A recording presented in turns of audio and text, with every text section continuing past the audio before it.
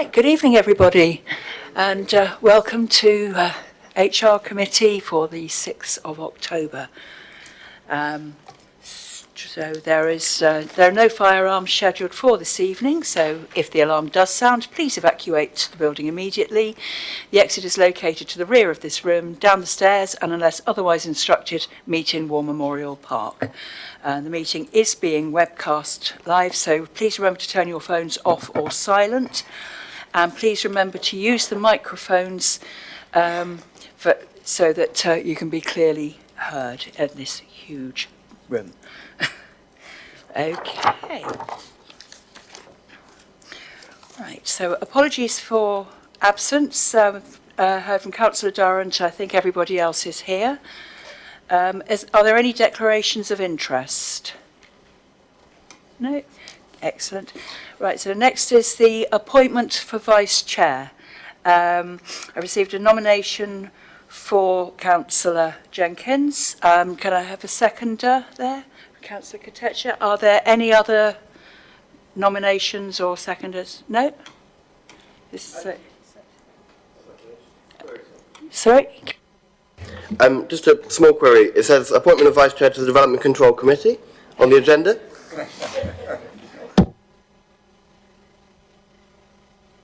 There was a technical error. Don't worry. It's been corrected online now. Thank you. Are all members agreed to Councillor Jenkins as Vice Chair? Great. Thank you.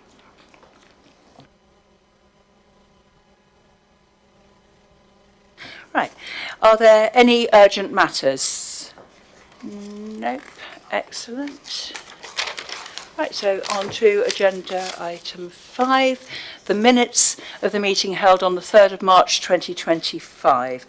Are the committee happy that the minutes of the meeting held on the 3rd of March an accurate record? Agreed? Thank you. And on to item 6, the appointment to the Joint Consultative Committee. For the future meetings, we need for appointment of 3 councillors to the JCC.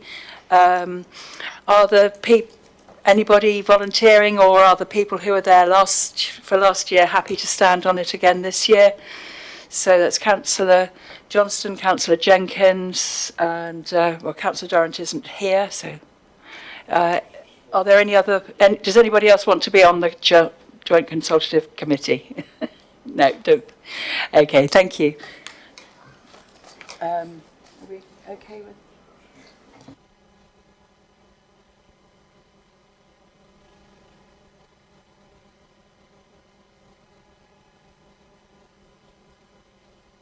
So we'll contact Councillor Durrant to see if he's still happy to stand on the JCC, and if not, I will be coming round and pleading with somebody to be on the committee. Thank you.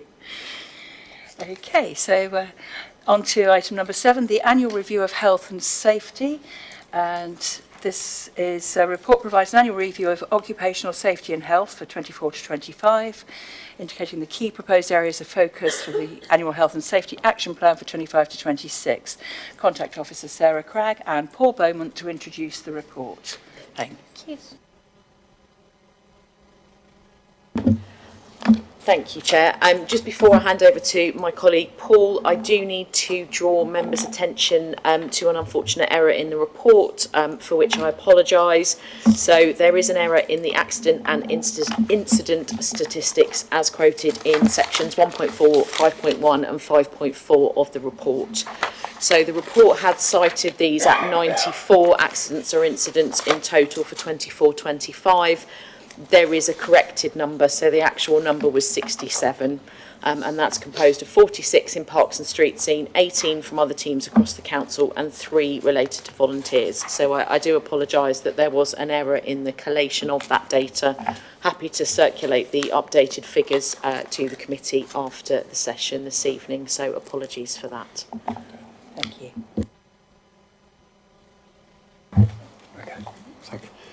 Thank you, Chair and committee members.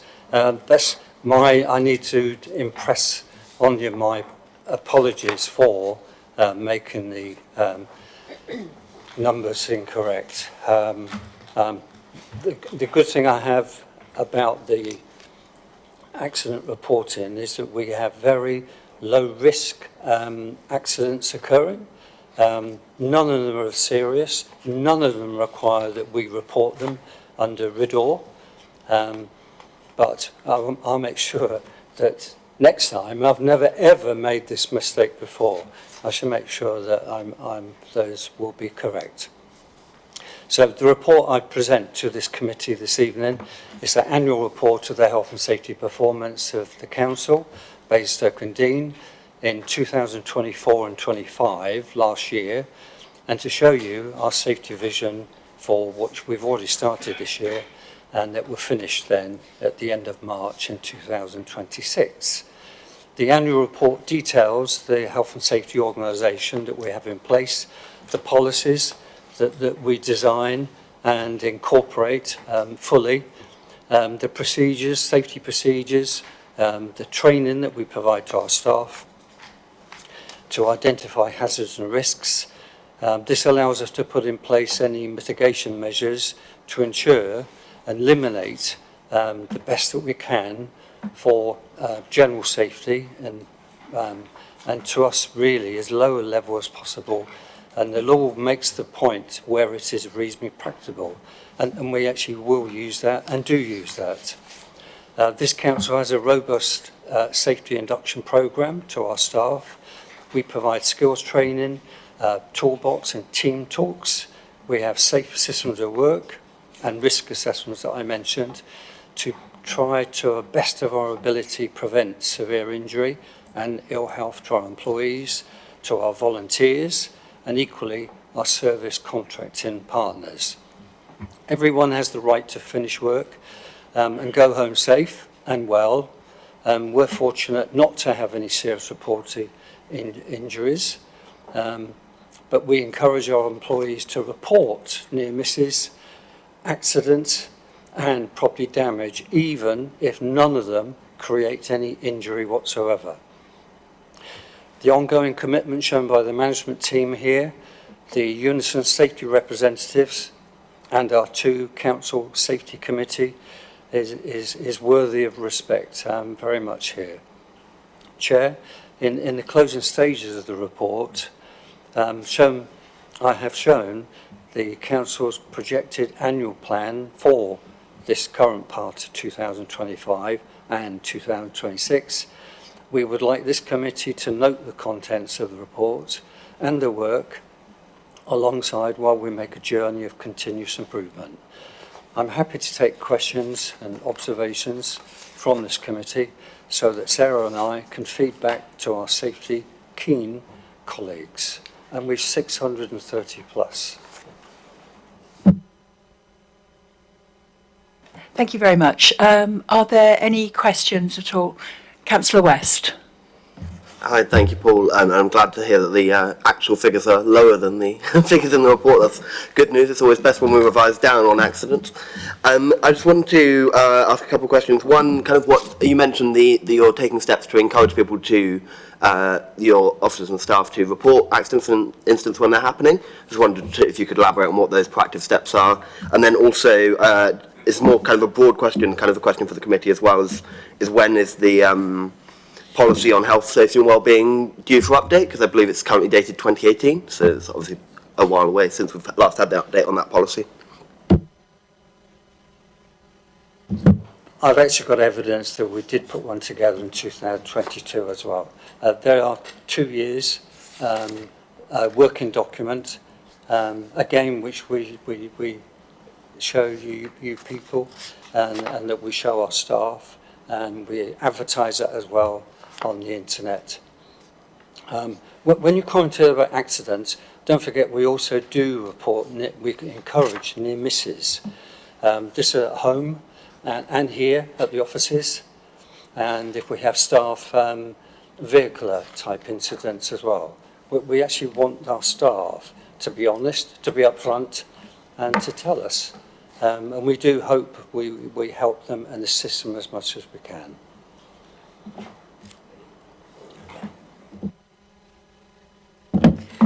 Thank you. Just to follow on from that, in terms of the focus with staff, so I think we may have mentioned at the committee before, we do monthly staff briefings that all staff are invited to. So we usually do a health and safety one of those every year, where we're able to talk about the importance of reporting accidents and incidents. It's also part of our corporate induction that we redesigned, and the new one is now out and live. In addition to that, we have both of our committees where we talk about all of the accidents and incidents, and again, the representatives of those are able to share that information with their team. So it's something that we constantly kind of come back to. And in terms of the policy, we are in the process of redrafting. There are some key changes that we want to make, just to make sure that that policy is appropriate, and especially that everyone's responsibilities are really clear in that. So we're hoping that can come forward to Unison colleagues for review by the end of this year, but hopefully within the next month or so. Thank you. Are there any other questions? Councillor Golding. Thank you. I think what would be really useful for me reading this report would be some kind of examples of learning. So like where the committees have picked out trends, and maybe like causes for incidents and how we've stopped them happening again. So I think that just seeing numbers doesn't show me whether we're responsive and reactive. So I don't know if there are any examples you could give us this evening, but I appreciate I have put you on the spot with that.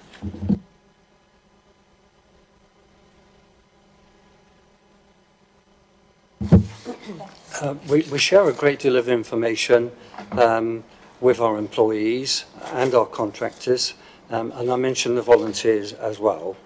But we have in our safety committees, we actually have a case study that we provide of accidents that have happened in this country to our staff. Because we want to try and give them as many examples that there are. HSE, the government's Health and Safety Enforcement Agency workers, they normally provide me with them. I belong to an Institute of Safety and Health as well. So Sarah and I, between us, actually share some of these examples. So we try and give the full details. Normally the prosecutions and costs that have been charged as well. But we want to try and, if we can, sometimes identify similar activities to what we as a local authority do. But there aren't too many, I'm pleased to say. But we do try our utmost. And we like the idea that our staff can be involved. We're thinking of actually our employees could actually do some of the presentations as well, because they're very knowledgeable and they really take this subject to heart. Does that help?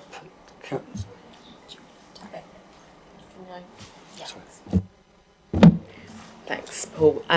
Just to follow up on that, absolutely. So there are undoubtedly some accidents and incidents that are caused by things like inclement weather conditions that there's not necessarily anything we can do anything about, but certainly where there are, we do try and learn those lessons. So for example, we had a couple of incidents related to manual handling type activities in our Parks and Street Scene team. So they actually looked at the particular implements that they were using for the activity. So it was hoeing the land was the thing that they were doing, and they actually invested in some different equipment to support them in doing that. We also had, unfortunately, some incidents within this building which seemed to be associated with when our contractor had been cleaning the floors in the bathrooms. And so our facilities team were able to speak to the contractor and talk to them about better signage and also making sure that staff were not allowed into that space until it was appropriately dry. So yes, there are examples, but absolutely take your point and happy to think about including those within the next report. Does that help? Thank you both.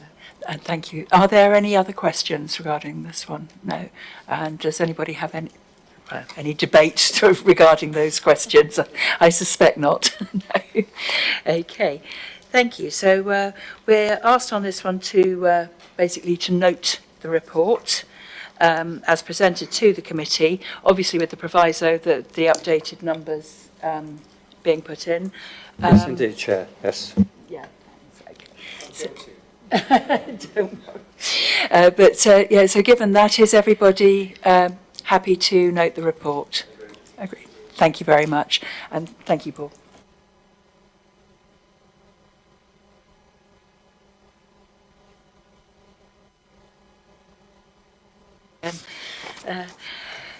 On to agenda item number 8, updated human resource policy.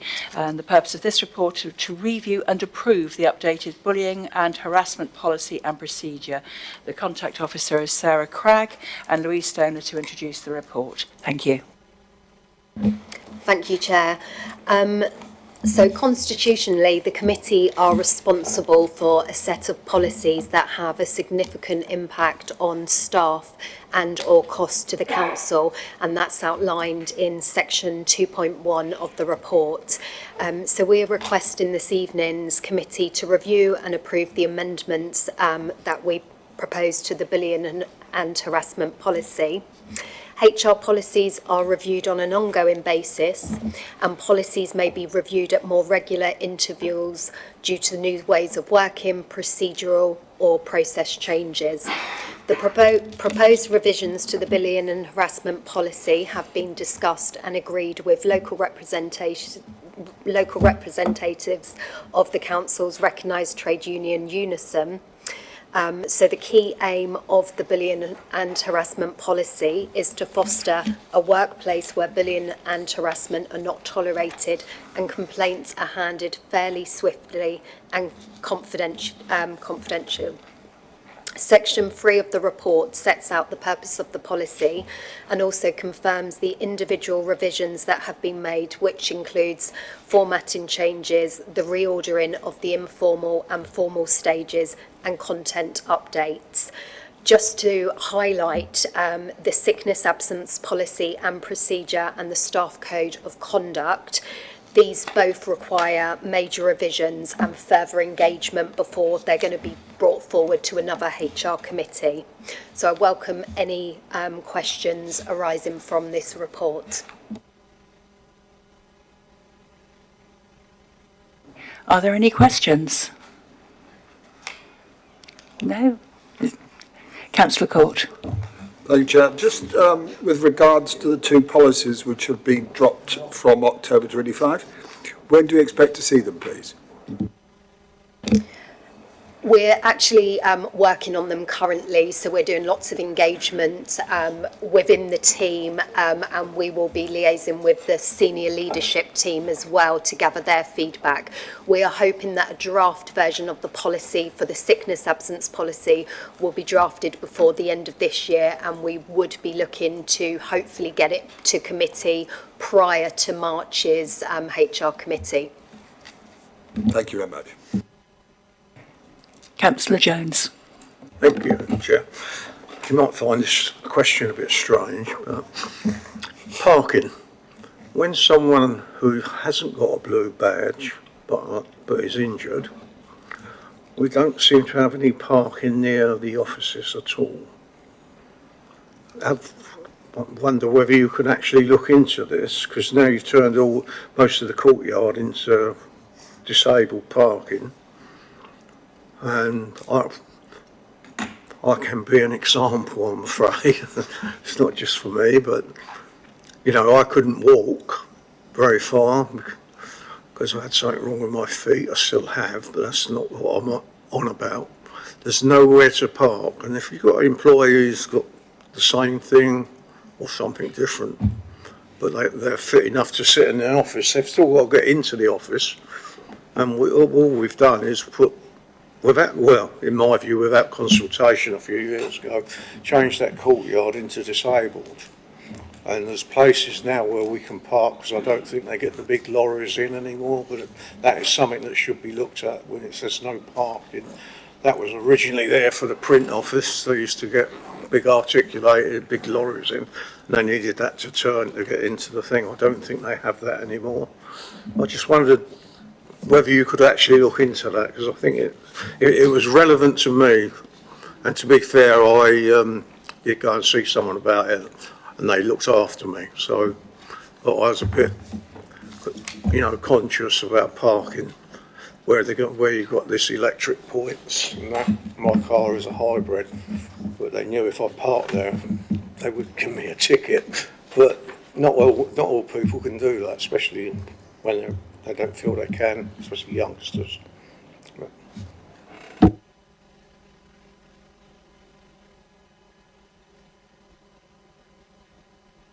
And mine's myeloma. It's a fixture feet. So thank you for raising that with us. Obviously, that doesn't, I guess, specifically fit within the bullying and harassment policy that we're discussing, but happy to take that away. I do know colleagues in facilities have absolutely worked with individuals on an individual basis to sort of provide support and provide provision, and have reserved specific spaces where we've needed to. But I'm more than happy to take that away and come back to you outside of this committee with a fuller answer.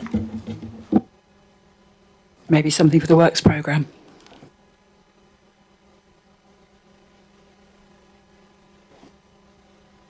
Councillor Katecha, yes. Just wanted to ask you, what improvements have you made for whistleblowing policy and procedure? What changes have you made on that? On whistleblowing and policies and procedure? That is 2.1 bullet point. Okay, so Page just 23.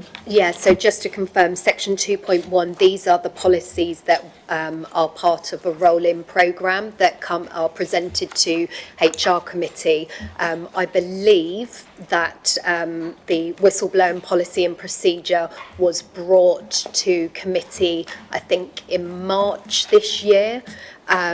So that is a policy that the head of law and governance is also responsible for. So we would work with the head of law and governance in relation to that policy when it's due for the next review.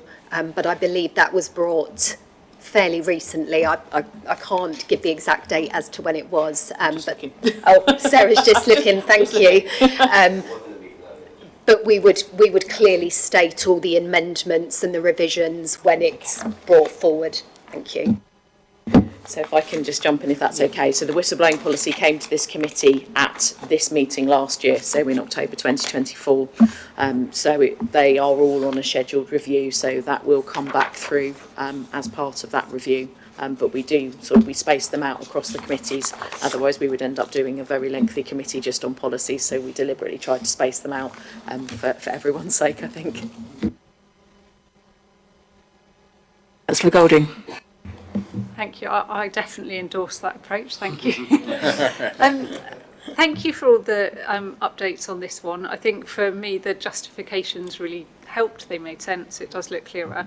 I was just wondering, because this is obviously quite a particular one that impacts staff directly, and staff probably at a more vulnerable thing. How was it kind of consulted with staff on any changes they might want to see? And apologies if that was earlier in the process and I missed it. Okay, so the policy, as part of the review, we share it with the senior leadership team and ask for kind of any feedback, revisions, etc. And then in relation to staff, we always share the policies with Unison, and they will take time to review and feedback any comments, just to add that they are supportive of all the revisions that have been put forward for tonight.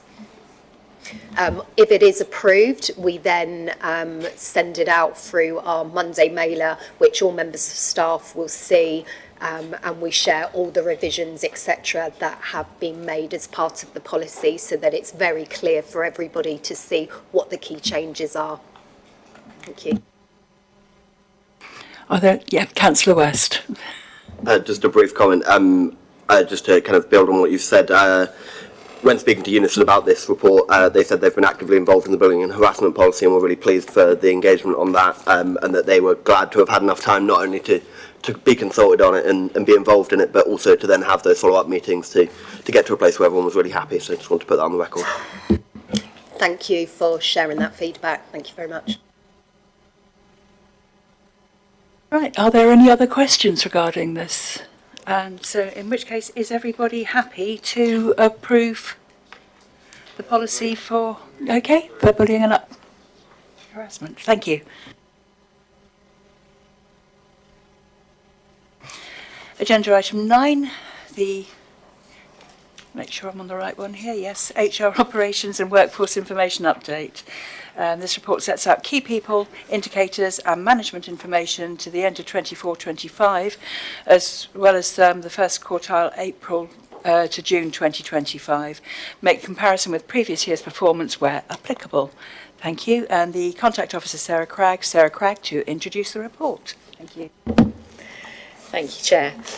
So those of you who've been on the committee for some time will know this is our bumper report, so I try and do a brief summary, but obviously more than happy to take questions on any aspect of the data and the information that's in there. So just to pull out, I guess, some horror, but we are continuing to improve the quality of the data that we do have. This year rate remained low, and it was lower than the low across the organisation, but obviously something that we continue to report. Whilst the sickness target has been revised, having been the same for at least 6 years previously, the updated target does remain challenging. An internally delivered sickness absence training module has been piloted and is now being rolled out to managers across the organisation, and as Louise has already alluded to, we are also reviewing the sickness absence policy in detail, and that will also come back to this committee when that review is complete. Developing our staff remains an ongoing focus, and one of the key activities for the HR team this year is rolling out an updated training offer for staff and for our managers and leaders.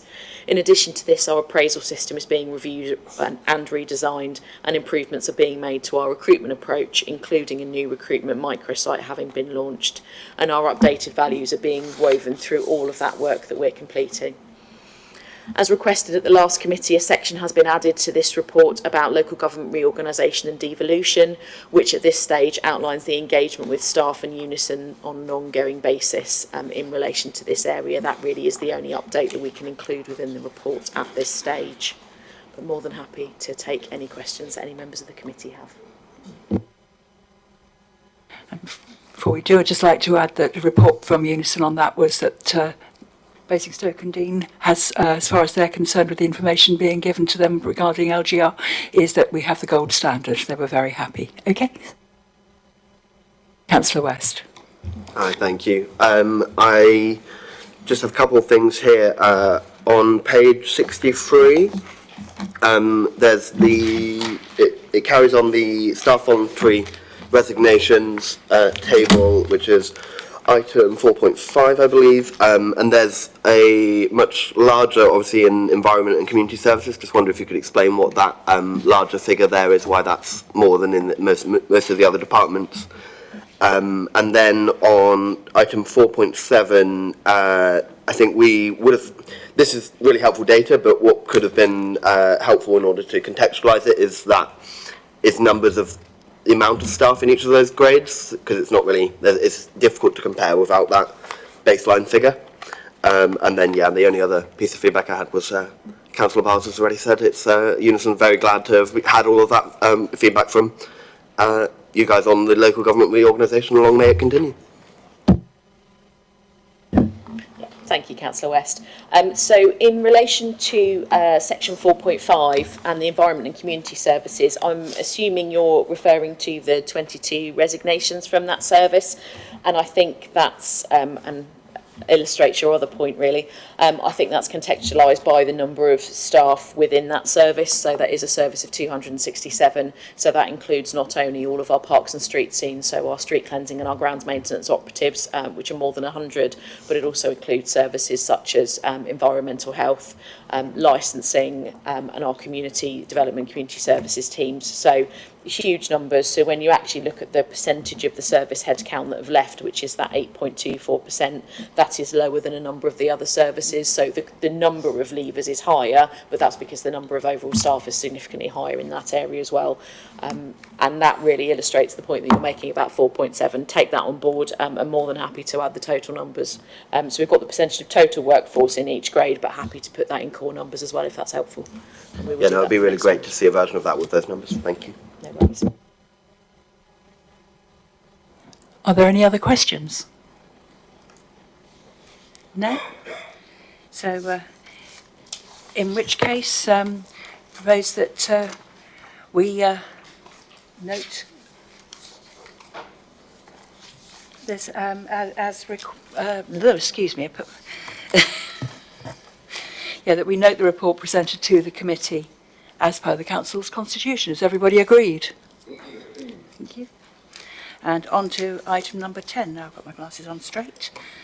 The Pay and Benefits Review Update, which is the final update for the Council's Pay and Benefits Review, detailing the changes since the previous HR committee on the 3rd of March, when the progress of the second phase was discussed. The contact officers, Sarah Cragg and Louise Stoner, to introduce the report. Over to you, Louise.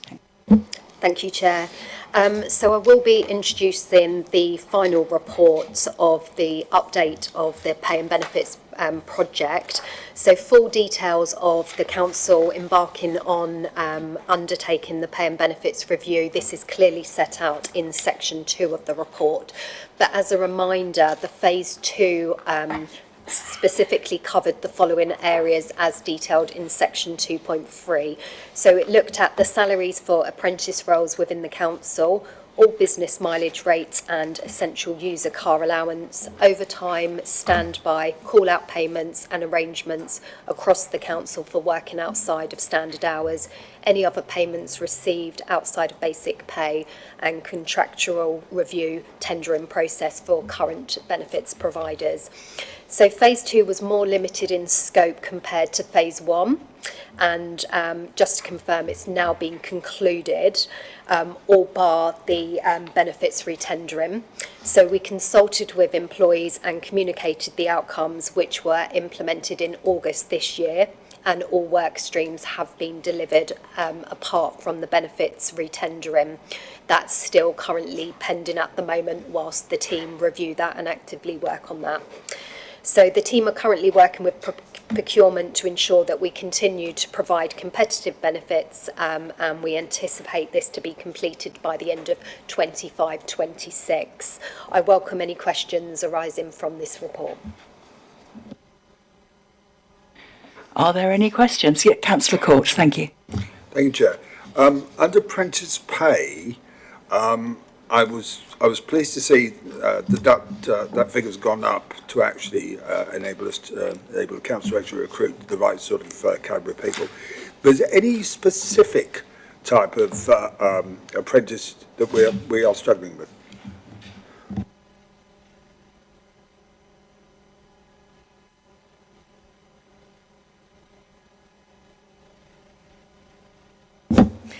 Thank you, Councillor Court. I will take that one. So we were having some issues with recruiting apprentices, and the view was that the salary was playing part in that, and that's very much why we did that piece of work under phase 2. Certainly at the moment we don't appear to have any. We very recently went out for, I believe it was a grounds maintenance apprentice, and had over 30 applications that the team and the managers are supporting to work through. So the indications are that we have now positioned ourselves in the market in a place where we can attract a good number and a volume of candidates for these roles, which, as you can imagine, is very important and something that we really want to focus on. Thank you, Sarah. Are there any other questions on? No debate. Okay, thank you very much. Okay,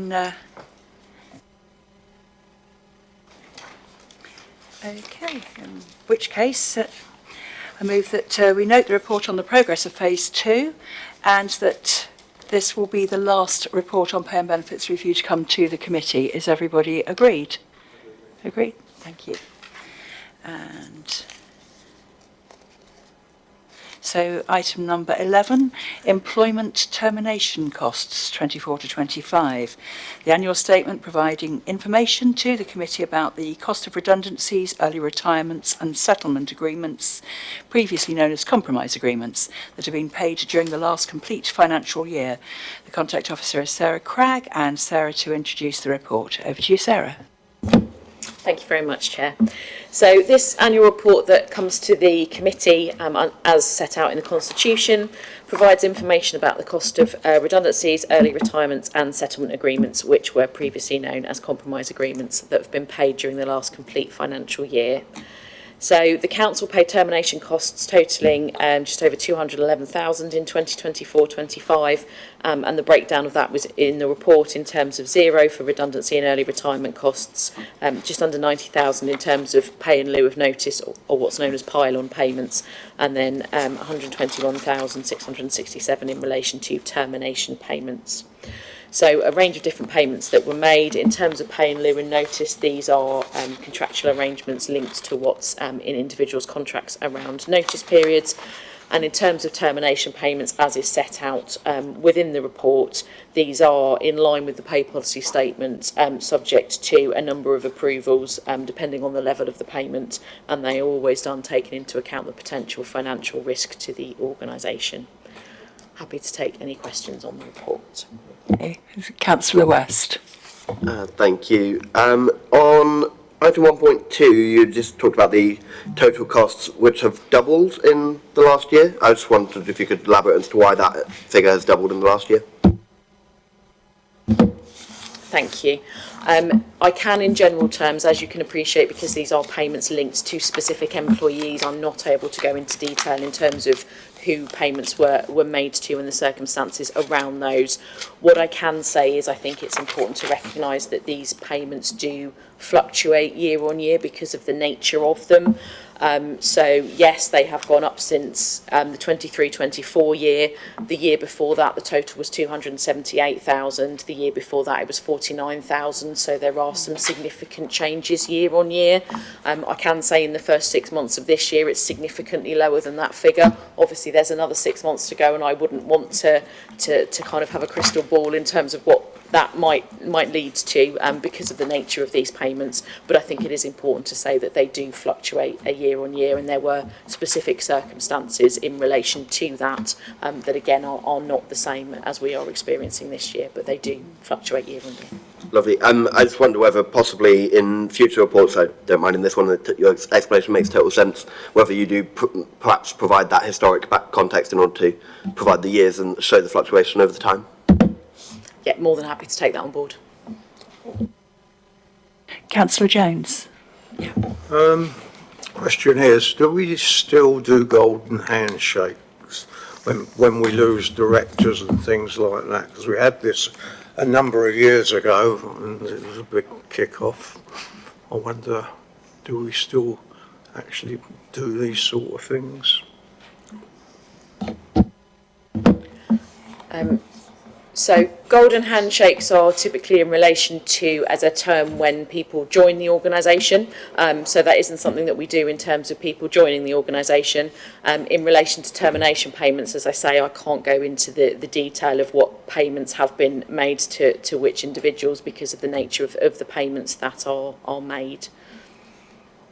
And obviously we have relatively small numbers of certain groups of staff. What can we do? Obviously the staff that's here is here under a contract, but in future years what can we do to stop that? Because we don't pay normal staff money because they're leaving or whatever. I've got great concerns. It's become a norm in most industries to pay off the directors or someone else because they want to get rid of them for whatever reason, I don't know. Whereas if it was within the what I would call the normal work staff, they wouldn't get paid. That's your money and that's what you've earned, you go home.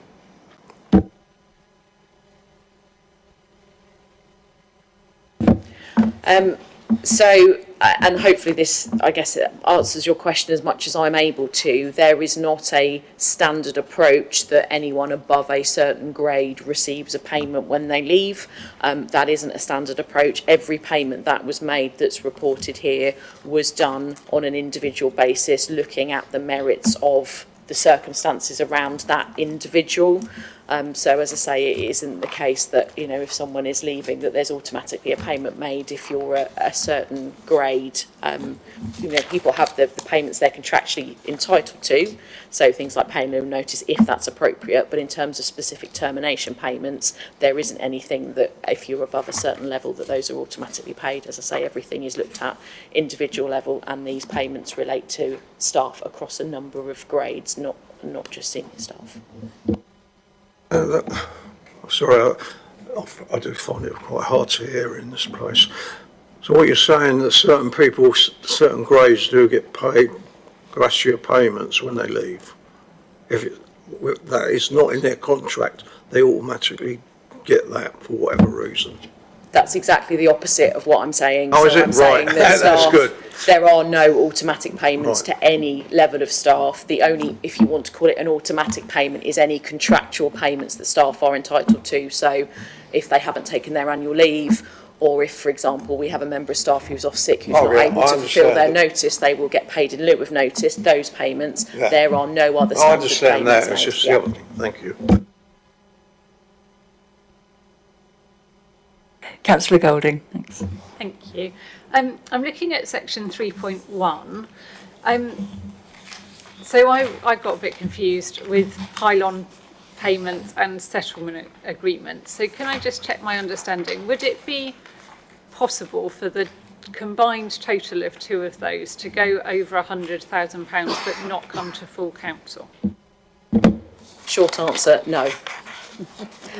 So because of the way that the statute is around that, and it is in statute that anything over 100,000 has to come to full council, that has to include everything within that termination payment. So it's not only pylon, it's not only any specific termination payment, it would be any pay in lieu of annual leave. Any payment that's made has to be taken together, and if that is more than 100,000 for any specific individual, that has to come to full council.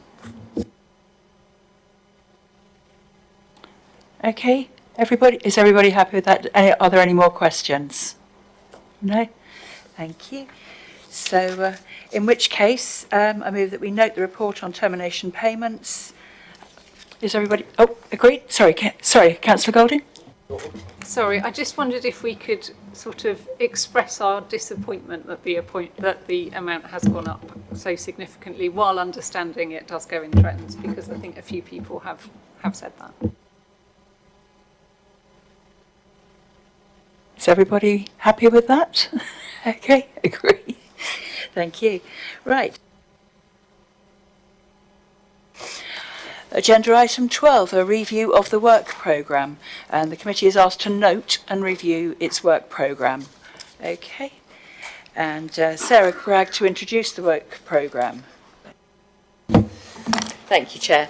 So the vast majority of items on the work programme for the next committee are ones that, under the Constitution, we do bring. So PACE policy statement comes to this committee prior to going to full council, and again, that's something we are required to do on an annual basis. The HR workforce update is the data report that we've shared this evening, and again, that comes to committee twice a year. Similarly, it's the next policies in the round, if you like, which is our disciplinary policy procedure and the one for statutory officers. The one that isn't actually under the Constitution, but we have historically brought to the committee for noting and for interest, really, is our gender pay gap report. So again, that comes on an annual basis, so we would propose to bring that forward.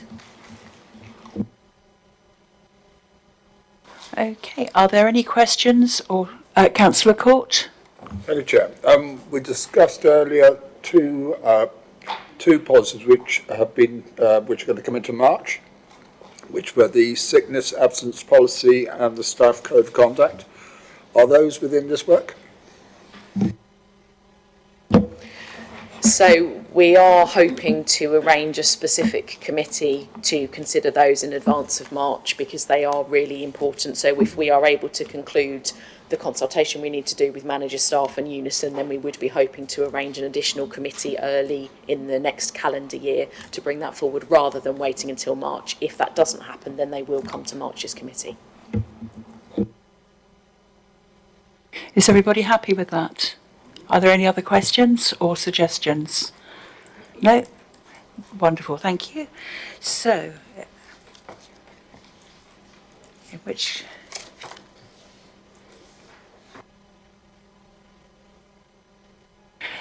There are no other items on the agenda, so I propose we call the meeting to a close. Thank you, everybody, for coming.